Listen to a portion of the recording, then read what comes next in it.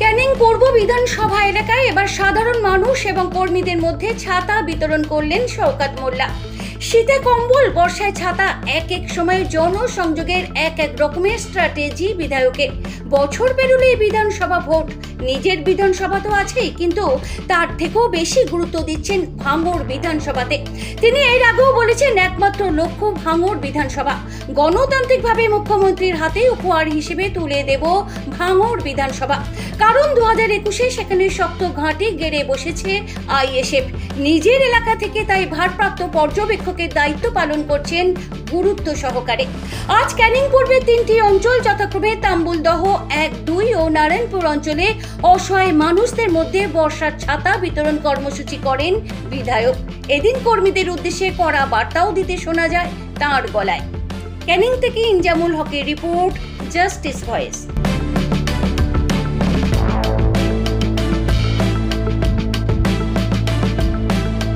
দুটো একটা নোংরা মানুষ, নোংরা লোক, লোভী শয়তান দু একজনের জন্য দলের বদনাম হবে।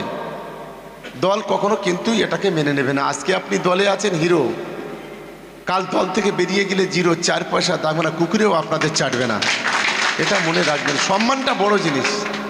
দু একজন আছে, এরা রাজনীতি করে না, এরা হচ্ছে গিয়ে নোংরামি করে। এরা ছোটোখাটো কাপুরুষ। এরা মানুষের ভালোবাসার চাইতে মানুষের কাছে হাত পেতে পয়সা নিতে পছন্দ করে। আমরা এদেরকে তীব্র নিন্দা করি, তীব্র ধিক্কার জানাই। দ্বিতীয় কিস্তির টাকা চলে গেছে। আমাদের সমস্ত বুথ সভাপতি, সমস্ত পঞ্চায়েতের মেম্বার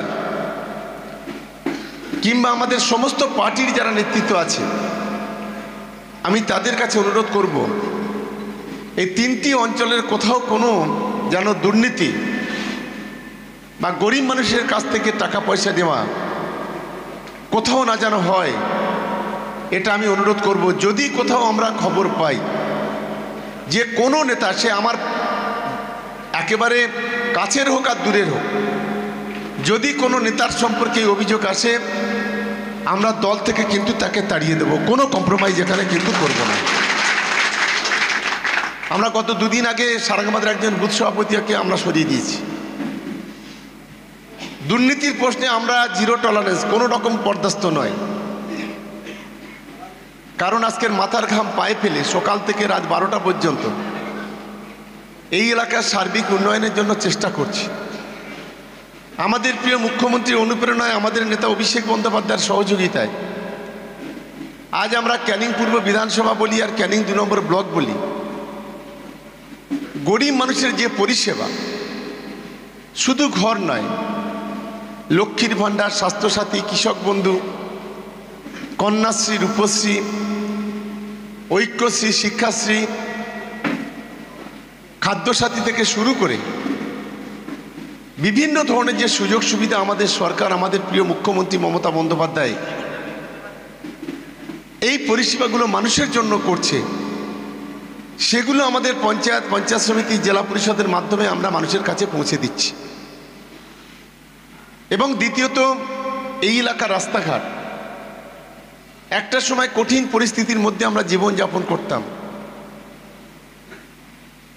গোটা ব্লকে পিচের রাস্তা বোধহয় ছিল না। আজ আমাদের প্রিয় মুখ্যমন্ত্রীর হাত ধরে আজ গোটা বিধানসভা, দক্ষিণ 24 পরগনার 1 নম্বরের বিধানসভা উন্নয়নের দিক থেকে আমরা করতে পেরেছি। এটা আমাদের কাছে অনেক বড় পাওনা। এখন আর কেউ বড় রাস্তার কথা বলে না। 200 মিটার, 300 মিটার, 200 ফুট, 300 ফুট ছোট ছোট রাস্তার কথা বলছি। এটা আমাদের কাছে অনেক বড় পাওনা। এই এলাকায় একটু লো ভোল্টেজ হয়, পাওয়ার চলে যায়, বিদ্যুৎ চলে যায়। আমরা মৌখালি থেকে একটা জমি দিয়েছি, প্রায় 5 লক্ষ 7 লক্ষ টাকা দাম, সে বিনা পয়সায় আমরা দিয়েছি। সেখানে নতুন একটা পাওয়ার স্টেশন তৈরি হবে, ইতিমধ্যে তার প্রসেস চলছে।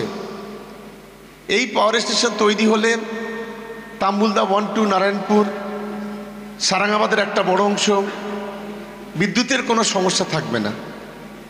আমরা সঠিকভাবে মানুষের কাছে বিদ্যুৎ ব্যবস্থা পৌঁছে দিতে পারব।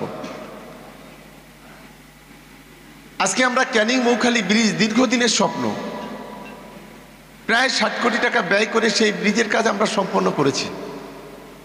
মৌখালি ঘাটে একটা সুইচ গেট, এই সুইচ গেটে শুধু মৌখালি নয়, মৌখালি, খাগড়া, বাগমারি মানুষ উপকৃত হবে। তারও ব্যবস্থা ইতিমধ্যে হয়েছে, তারও কাজ শেষ হয়েছে, সুইচ গেটের এখন জল নামছে। আমাদের মৌখালি ঘাট থেকে এই পিডব্লিউডি রাস্তা যেটা ঝোড়ের মোড় থেকে গিয়েছে ওই পর্যন্ত সরু রাস্তা ছিল, সেটা আমরা 5.5 মিটারের চওড়া করে সেটাও চলছে। এলাকার রাস্তাঘাট হলে কী হবে, আমাদের ছেলেরা অটো, টোটো, ভ্যান তারা চালাবে, তারা নিজের 2 পয়সা রোজগার করতে পারবে, এটাই আমাদের মানসিকতা।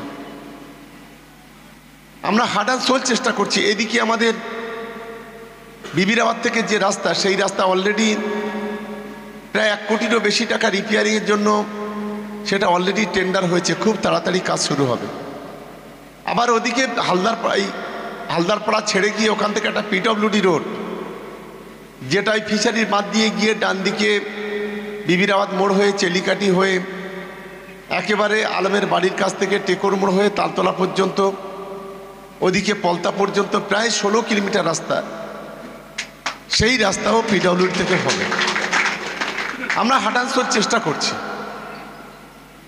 আবু তালেবরা কয়েকটা ক্যানেলের জন্য দিয়েছিল প্রস্তাব, সেটাও অলরেডি আমরা সেচ দপ্তরে দিয়েছি। আমরা বিভিন্নভাবে চেষ্টা করছি এলাকার সার্বিক উন্নয়ন। দুটো একটা নোংরা মানুষ, নোংরা লোক, লোভী শয়তান 2-1 জনের জন্য দলের বদনাম হবে, দল কখনো কিন্তু এটাকে মেনে নেবে না। আজকে আপনি দলে আছেন হিরো, কাল দল থেকে বেরিয়ে গেলে 0, 4 পয়সা দাম না, কুকুরেও আপনাদের চাটবে না, এটা মনে রাখবেন। সম্মানটা বড় জিনিস। হ্যাঁ, ফ্রিজ নিলাম এই জীবনতলা বাজারের সামনে দোকানে থেকে। না না, খুব ভালো, এখানে ফ্রিজের দাম কম আছে, যে নেবে খুব সুন্দর, পরিষেবা ভালো, দাম দরও কম, হ্যাঁ, মালও ভালো, বিভিন্ন কোম্পানির মাল আছে। সবাই আসতে পারেন, নিতে পারেন, দেখতে পারেন, অনেক মাল আছে, দেখেন আপনারা, অনেক সুন্দর সুন্দর ফ্রিজ আছে, বিভিন্ন কোম্পানির, বস টস, ওয়াইলপুলের, বিভিন্ন রকম কোম্পানির মাল আছে। সবাই আসবেন, দেখবেন। আর মাল অনেক আছে, শুধু এখানে নয়, আরো গোডাউনে অনেক মাল আছে। আপনি নিলেন যে ফ্রিজটা কত টাকা পড়লো? মালটা নিয়েছি 22,800 টাকা দাম, কিন্তু মালটা ওরা কম নিয়েছে 20,800 টাকা, 2,000 টাকা সেভ করে আমার মালটা দিয়েছে। হ্যাঁ, খুব ভালো এরা। না না, খুব সুন্দর এনারা, গাড়ি টাড়ি সব সুন্দর, দেখে টেকে সব সুন্দর করে দিয়েছে এনারা। হ্যাঁ, আসেন, ব্যবহারও ভালো, সুন্দর। ঠিক আছে, আপনারা আসবেন। আমি এসছি শাকশহর ডালাপুর গ্রাম থেকে, চকবিকা। আপনার তো ওখানে প্রচুর দোকান রয়েছে। হ্যাঁ, ওদিকে আছে, কিন্তু ওখানে খোসলা আছে ঘটকগুড়ে কাছাকাছি, যে আরো চন্দনশাল বাজারে বিভিন্ন রকম দোকান আছে, কিন্তু ওখানে ছেড়ে আমি এখানে শুনলাম এখানে অনেক কিছু কম আছে, ওই জন্য এখান থেকে নিলাম। আপনারা আসবেন, দেখবেন, কিনবেন। ঠিক আছে।